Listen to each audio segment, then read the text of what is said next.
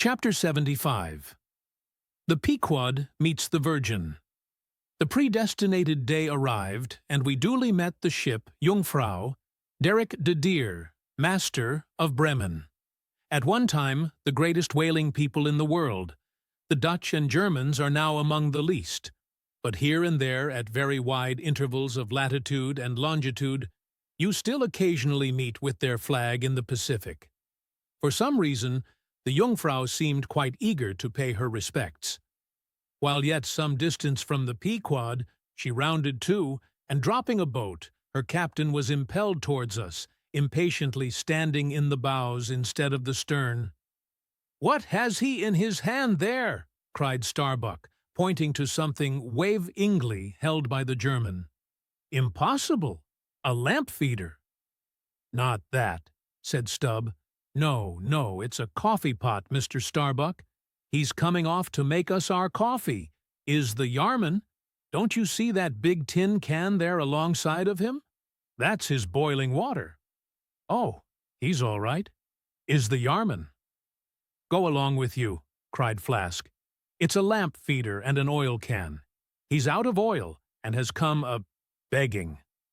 However curious it may seem for an oil ship to be borrowing oil on the whale ground, and however much it may invertedly contradict the old proverb about carrying coals to Newcastle, yet sometimes such a thing really happens. And in the present case, Captain Derrick de Deer did indubitably conduct a lamp feeder, as Flask did declare. As he mounted the deck, Ahab abruptly accosted him, without at all heeding what he had in his hand. But in his broken lingo, the German soon evinced his complete ignorance of the white whale, immediately turning the conversation to his lamp feeder and oil can, with some remarks touching his having to turn into his hammock at night in profound darkness, his last drop of Bremen oil being gone, and not a single flying fish yet captured to supply the deficiency, concluding by hinting that his ship was indeed what in the fishery is technically called a clean one, that is, an empty one, well deserving the name of Jungfrau or the Virgin. His necessities supplied, Derrick departed, but he had not gained his ship's side when whales were almost simultaneously raised from the mastheads of both vessels, and so eager for the chase was Derrick, that without pausing to put his oil can and lamp feeder aboard, he slewed round his boat and made after the Leviathan lamp feeders. Now, the game having risen to leeward, he and the other 3 German boats that soon followed him had considerably the start of the Pequod's keels. There were 8 whales, an average pod. Aware of their danger, they were going all abreast with great speed straight before the wind, rubbing their flanks as closely as so many spans of horses in harness. They left a great wide wake, as though continually unrolling a great wide parchment upon the sea. Full in this rapid wake, and many fathoms in the rear, swam a huge humped old bull, which by his comparatively slow progress, as well as by the unusual yell, bluish incrustations overgrowing him, seemed afflicted with the jaundice, or some other infirmity. Whether this whale belonged to the pod in advance seemed questionable, for it is not customary for such venerable leviathans to be at all social. Nevertheless, he stuck to their wake, though indeed their backwater must have retarded him, because the white bone or swell at his broad muzzle was a dashed one, like the swell formed when 2 hostile currents meet. His spout was short, slow, and laborious, coming forth with a choking sort of gush, and spending itself in torn shreds, followed by strange subterranean commotions in him, which seemed to have egress at his other buried extremity, causing the waters behind him to up-bubble. "Who's got some paregoric?" said Stubb. "He has the stomach ache, I'm afraid."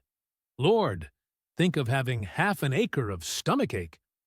Adverse winds are holding mad Christmas in him, boys.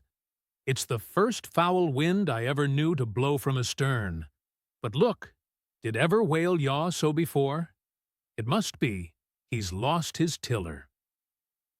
As an overladen Indiaman bearing down the Hindustan coast with a deck load of frightened horses, careens, berries, rolls, and wallows on her way, so did this old whale heave his aged bulk, and now and then, partly turning over on his cumbrous rib ends, expose the cause of his devious wake in the unnatural stump of his starboard fin. Whether he had lost that fin in battle, or had been born without it, it were hard to say. "Only wait a bit, old chap, and I'll give you a sling for that wounded arm," cried cruel Flask, pointing to the whale line near him. "Mind he don't sling thee with it," cried Starbuck. "Give way, or the German will have him." With one intent, all the combined rival boats were pointed for this one fish, because not only was he the largest, and therefore the most valuable whale, but he was nearest to them, and the other whales were going with such great velocity, moreover, as almost to defy pursuit for the time. At this juncture, the Pequod's keel had shot by the 3 German boats last lowered, but, from the great start he had had, Derrick's boat still led the chase, though every moment neared by his foreign rivals. The only thing they feared was, that from being already so nigh to his mark, he would be enabled to dart his iron before they could completely overtake and pass him.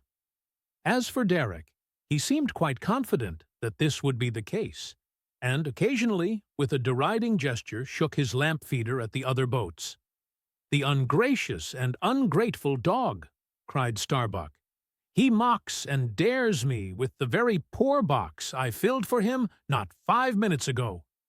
Then, in his old intense whisper, "Give way, greyhounds! Dog to it!" "I tell ye what it is, men," cried Stubb to his crew. "It's against my religion to get mad, but I'd like to eat that villainous Yarman. Pull, won't ye? Are ye going to let that rascal beat ye? Do ye love brandy? A hogshead of brandy, then, to the best man. Come, why don't some of ye burst a blood vessel? Who's that been dropping an anchor overboard? We don't budge an inch. We're becalmed. Hullo, here's grass growing in the boat's bottom. And by the Lord, the mast there's budding. This won't do, boys. Look at that, Yarman. The short and long of it is, men, will ye spit fire or not?" "Oh, see the suds he makes," cried Flask, dancing up and down. "What a hump! Oh, do pile on the beef. Lays like a log. Oh, my lads, do spring. Slapjacks and quahogs for supper, you know. My lads, baked clams and muffins. Oh, do spring. He's 100-barreler. Don't lose him now. Don't, oh, don't. See that Yarman. Oh, won't ye pull for your duff, my lads? Such a sog, gur.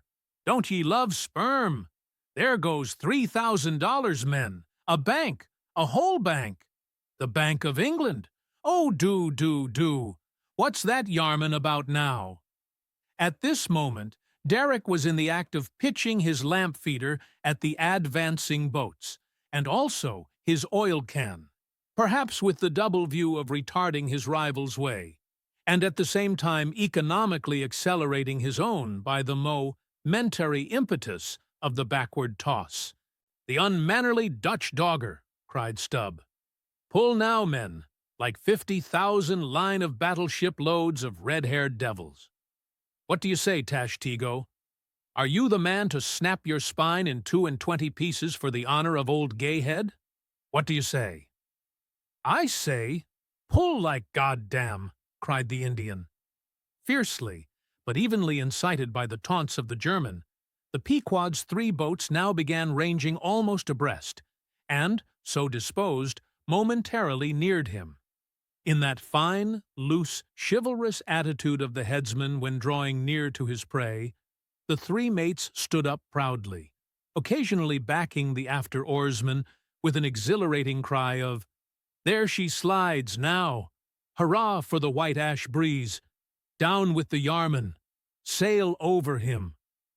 But so decided an original start had Derrick had, that spite of all their gallantry, he would have proved the victor in this race, had not a righteous judgment descended upon him in a crab which caught the blade of his midship oarsman. while this clumsy lubber was striving to free his white ash, and while, in consequence, Derek's boat was nigh to capsizing, and he thundering away at his men in a mighty rage, that was a good time for Starbuck, Stubb, and Flask. With a shout, they took a mortal start forwards, and slantingly ranged up on the German's quarter.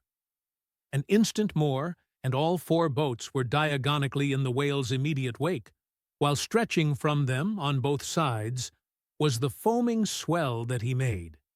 It was a terrific, most pitiable and maddening sight. The whale was now going head out, and sending his spout before him in a continual tormented jet, while his one poor fin beat his side in an agony of fright. Now to this hand, now to that, he yawed in his faltering flight, and still at every billow that he broke, his spasmodic ally sank in the sea, or sideways rolled towards the sky his one beating fin. So have I seen a bird with clipped wing, making affrighted broken circles in the air, vainly striving to escape the piratical hawks. But the bird has a voice, and with plaintive cries will make known her fear. But the fear of this vast, dumb brute of the sea was chained up and enchanted in him. He had no voice, save that choking respiration through his spiracle, and this made the sight of him unspeakably pitiable. While still, in his amazing bulk, portcullis jaw, and omnipotent tail, there was enough to appall the stoutest man who so pitied. Seeing now that but a very few moments more would give the Pequod's boats the advantage, and rather than be thus foiled of his game, Derek chose to hazard what to him must have seemed a most unusually long dart, ere the last chance would forever escape. But no sooner did his harpooner stand up for the stroke than all three Gers, Queequeg, Tashtego, Daggoo instinctively sprang to their feet, and standing in a diagonal row, simultaneously pointed their barbs, and darted over the head of the German harpooner. Their 3 Nantucket irons entered the whale. Blinding vapors of foam and white fire. The 3 boats, in the first fury of the whale's headlong rush, bumped the Germans aside with such force that both Derek and his baffled harpooner were spilled out and sailed over by the 3 flying keels. "Don't be afraid, my butterboxes," cried Stubb, casting a passing glance upon them as he shot by. "You'll be picked up presently. All right. I saw some sharks astern, St. Bernard's dogs, you know. Relieve distressed travelers. Hurrah! This is the way to sail now. Every keel a sunbeam. Hurrah! Here we go, like 3 tin kettles at the tail of a mad cougar. This puts me in mind of fastening to an elephant in a tilbury on a plain. Makes the wheel spokes fly, boys, when you fasten to him that way. And there's danger of being pitched out, too, when you strike a hill. Hurrah! This is the way a fellow feels when he's going to Davy Jones, all a rush down an endless inclined plane. Hurrah! This whale carries the everlasting mail." But the monster's run was a brief one. Giving a sudden gasp, he tumultuously sounded. With a grating rush, the 3 lines flew round the loggerheads with such a force as to gouge deep grooves in them, while so fearful were the harpoon ears that this rapid sounding would soon exhaust the lines, that using all their dexterous might, they caught repeated smoking turns with the rope to hold on, till at last, owing to the perpendicular strain from the lead-lined chocks of the boats, whence the 3 ropes went straight down into the blue, the gunwales of the bows were almost even with the water, while the 3 sterns tilted high in the air, and the whale soon ceasing to sound, for some time they remained in that attitude, fearful of expending more line, though the position was a little ticklish. But though boats have been taken down and lost in this way, yet it is this holding on, as it is called, this hooking up by the sharp barbs of his live flesh from the back, This it is that often torments the Leviathan into soon rising again to meet the sharp lance of his foes. Yet not to speak of the peril of the thing, it is to be doubted whether this course is always the best. For it is but reasonable to presume that the longer the stricken whale stays under water, the more he is exhausted.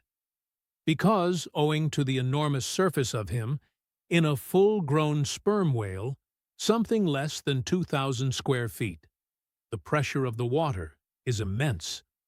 We all know what an astonishing atmospheric weight we ourselves stand up under.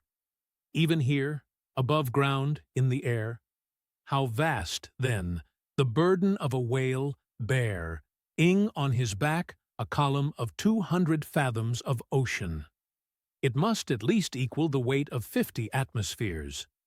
One whaleman has estimated it at the weight of 20 line-of-battle ships, with all their guns and stores and men on board. As the three boats lay there on that gently rolling sea, gazing down into its eternal blue noon, and as not a single groan or cry of any sort, nay, not so much as a ripple or a bubble came up from its depths, what landsman would have thought that beneath all that silence and placidity, the utmost monster of the seas was writhing and wrenching in agony? Not 8 inches of perpendicular rope were visible at the bows. Seems it credible that by 3 such thin threads the great Leviathan was suspended, like the big weight to an 8-day clock? Suspended? And to what? To 3 bits of board. Is this the creature of whom it was once so triumphantly said, "Canst thou fill his skin with barbed irons, or his head with fish spears? The sword of him that layeth at him cannot hold, the spear, the dart, nor the habergeon. He esteemeth iron as straw. The arrow cannot make him flee. Darts are counted as stubble. He laugheth at the shaking of a spear." This the creature? This he? Oh, that unfulfillments should follow the prophets. For with the strength of 1,000 thighs in his tail, Leviathan had run his head under the mountains of the sea to hide him from the Pequod's fish spears. In that sloping afternoon sunlight, the shadows that the 3 boats sent down beneath the surface must have been long enough and broad enough to shade half Xerxes' army. Who can tell how appalling to the wounded whale must have been such huge phantoms flitting over his head? "Stand by, men! He stirs!" cried Starbuck, as the 3 lines suddenly vibrated in the water, distinctly conducting upwards to them, as by magnetic wires, the life and death throbs of the whale, so that every oarsman felt them in his seat. The next moment, relieved in a great part from the downward strain at the bows, the boats gave a sudden bounce upwards, as a small ice field will, when a dense herd of white bears are scared from it into the sea. "Haul in! Haul in!" cried Starbuck again. "He's rising!" The lines, of which, hardly an instant before, not 1 hand's breadth could have been gained, were now in long, quick coils flung back all dripping into the boats, and soon the whale broke water within 2 ships' lengths of the hunters. His motions plainly denoted his extreme exhaustion. In most land animals, there are certain valves or floodgates in many of their veins, whereby, when wounded, the blood is in some degree at least instantly shut off in certain direct tie-ins.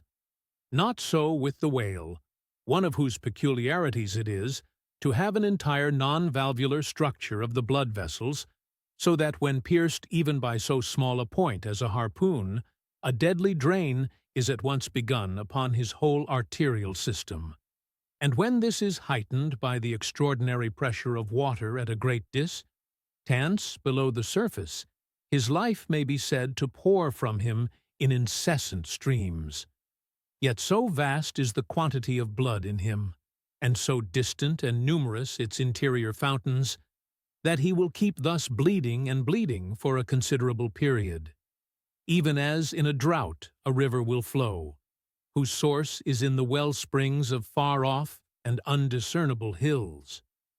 Even now, when the boats pulled upon this whale and perilously drew over his swaying flukes, and the lances were darted into him, they were followed by steady jets from the new-made wound, which kept continually playing, while the natural spout-hole in his head was only at intervals, however rapid, sending its affrighted moisture into the air.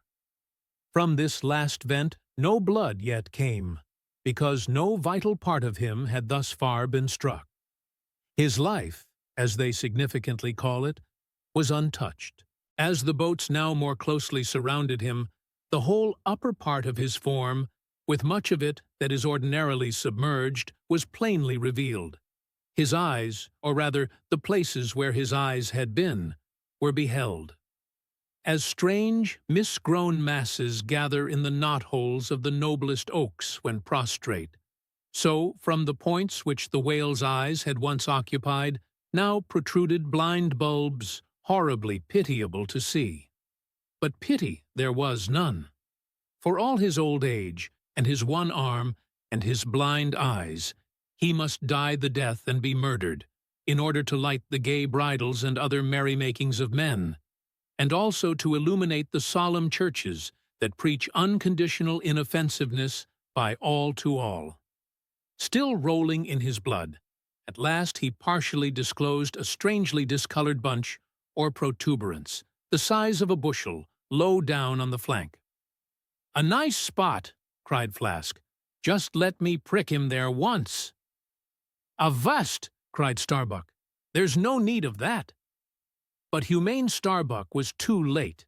At the instant of the dart, an ulcerous jet shot from this cruel wound, and goaded by it into more than sufferable anguish, the whale, now spouting thick blood, with swift fury blindly darted at the craft, bespattering them and their glorying crews all over with showers of gore, capsizing Flask's boat and marring the bows.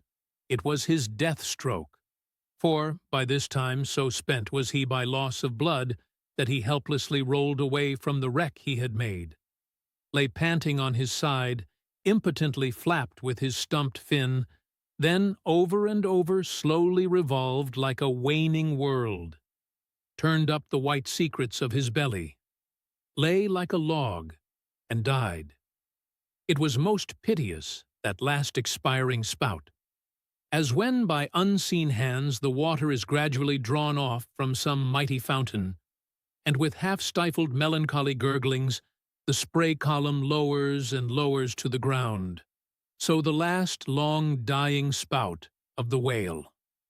Soon, while the crews were awaiting the arrival of the ship, the body showed symptoms of sinking with all its treasures unrifled. Immediately, by Starbuck's orders, lines were secured to it at different points, so that ere long every boat was a buoy, the sunken whale being suspended a few inches beneath them by the cords.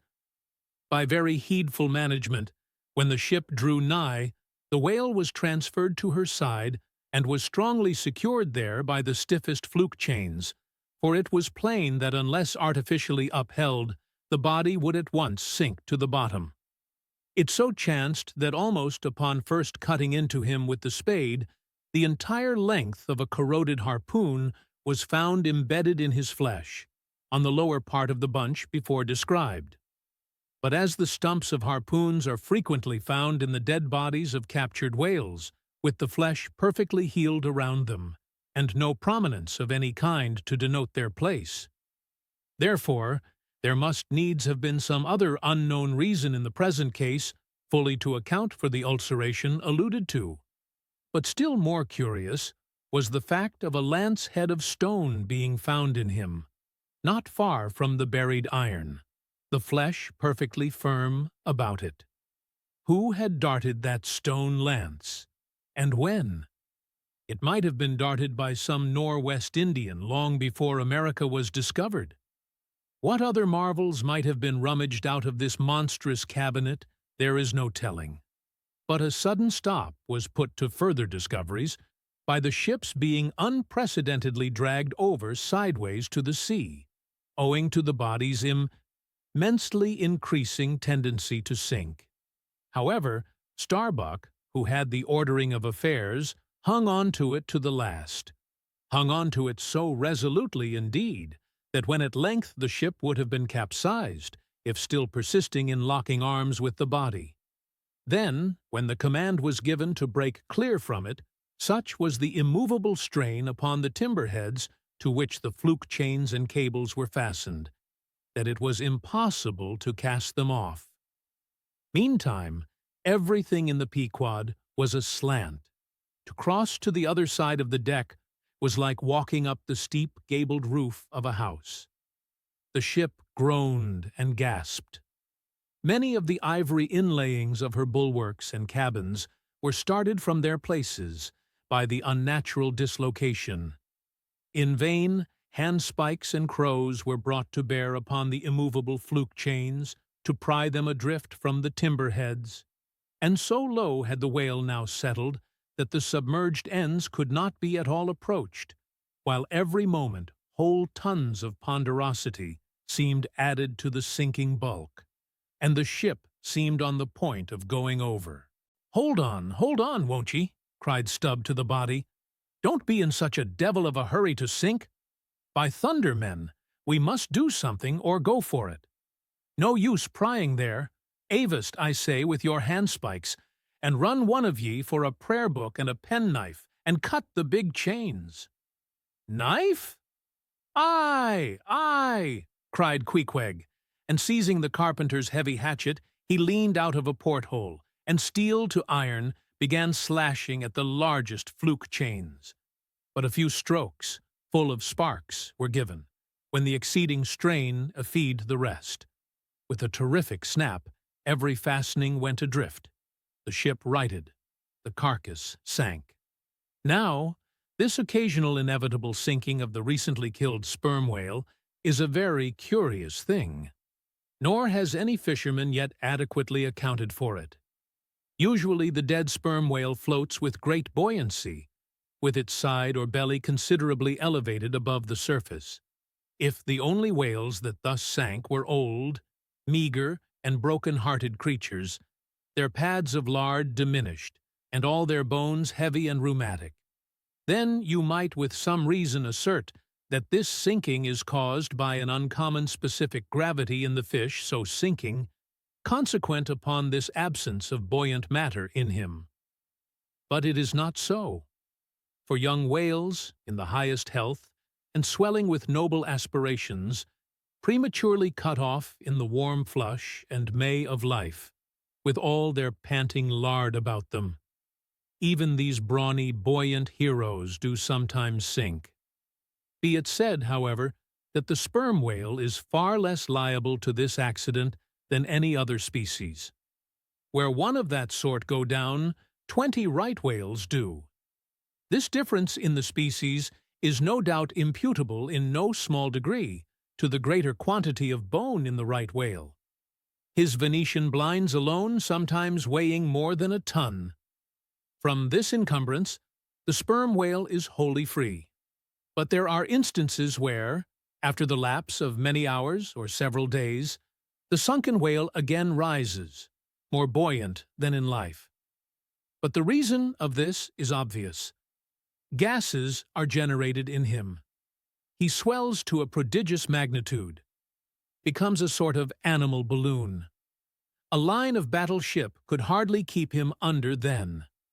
In the shore whaling, on soundings, among the bays of New Zealand, when a right whale gives token of sinking, they fasten buoys to him, with plenty of rope, so that when the body has gone down, they know where to look for it when it shall have ascended again. It was not long after the sinking of the body that a cry was heard from the Pequod's mastheads, announcing that the Jungfrau was again lowering her boats, though the only spout in sight was that of a finback, belonging to the species of uncapturable whales because of its incredible power of swimming. Nevertheless, the finback's spout is so similar to the sperm whale's that by unskillful fishermen it is often mistaken for it.